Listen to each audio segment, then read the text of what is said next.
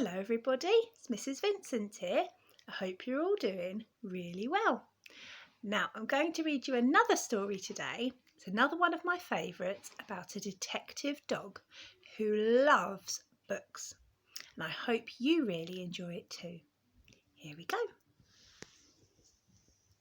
The Detective Dog.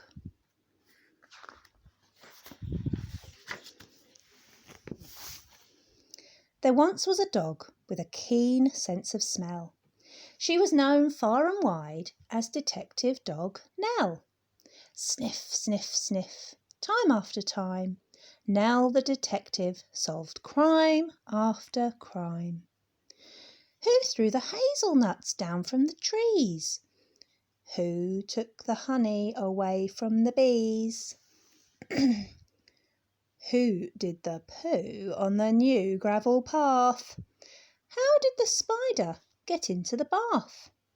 Sniff, sniff, sniff, with a wag of her tail, Nell the detective was hot on the trail. Nell shared her house with a person called Peter, a very nice child, though he could have been neater. And 6-year-old Peter was one of those boys who kept on mislaying his clothes and his toys. Sniff, sniff, sniff, nose to the ground. These are the things the detective dog found. The bus in the bowl and the book in the bed. The sock in the sofa, the shoe in the shed. The tumble-down teddy, the bounce-away ball. Nell the detective discovered them all.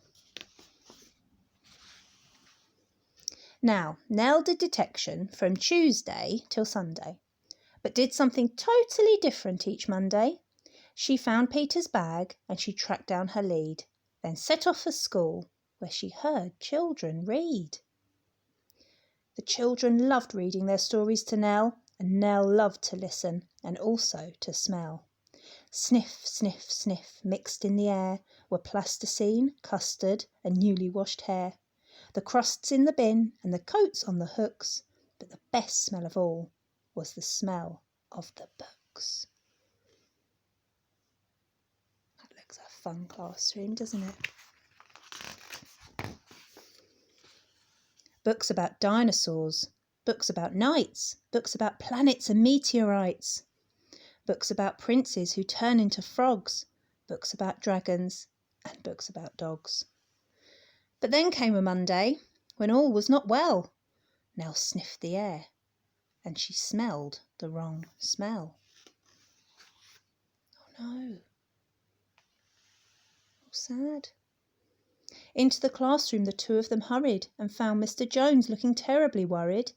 He tugged at his hair and he let out a sigh. Peter looked round and he started to cry. Sniff, sniff, sniff. What was going on? The books, cried out Peter. The books have all gone.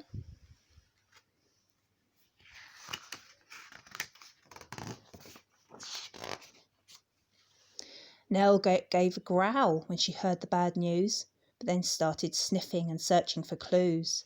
Sniff, sniff, sniff. On the bookshelf, a cap. The thief must have dropped it, the terrible chap. Nell sniffed the cap, then she tugged on the lead, and woof, she was off at astonishing speed. Everyone followed Detective Dog Nell. She stopped at the traffic lights. What could she smell? Sniff, sniff, sniff. Haddock and hay, pizza and penguins, and further away the smell of the thief, and how very exciting, thousands of pages all covered in writing. Smell the smell.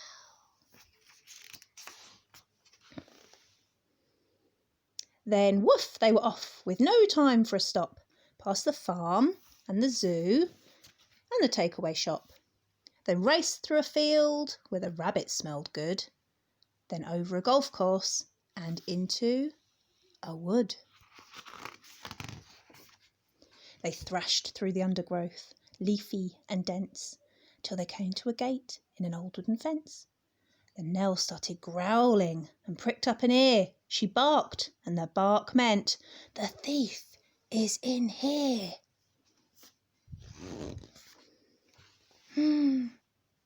They flung the gate open, and Peter cried, "Look!" For there sat a man with a nose in a book. There were many more books poking out of a sack, and the children yelled, "Those are our books! Give them back!" Sniff, sniff, sniff. The book thief looked sad. "I'm sorry," he sniffled. "I know I've been bad. Stealing is wrong, but I just meant to borrow. I was planning to give all the books back tomorrow." To borrow, to borrow. Nell pricked up an ear. She barked, and the bark meant, "I've had an idea." Then woof, she was off, and away they all sped, including the book thief, who told them, "I'm Ted." Sniff, sniff, sniff, they raced through the wood and over the field where the rabbits smelled good. They panted and puffed past the takeaway shop, the zoo and the farmyard with never a stop, except to retrieve Peter's scarf and his ball, which someone had thoughtfully placed on a wall, till they came to a building with doors open wide. And what did they see when they all went inside?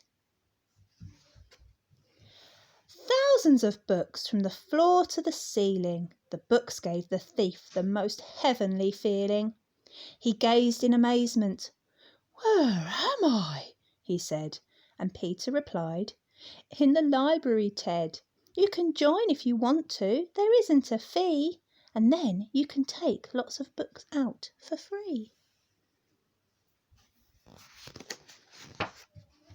So Ted has a lovely new library card, and he sits reading books in his little backyard. And when it's a Monday, Detective Dog Nell visits the school with the wonderful smell. Sniff, sniff, sniff. With a faraway look, she smells and she listens to book after book. Books about dinosaurs, books about knights, books about planets and meteorites, books about princes who turn into frogs, books about dragons, and books about dogs.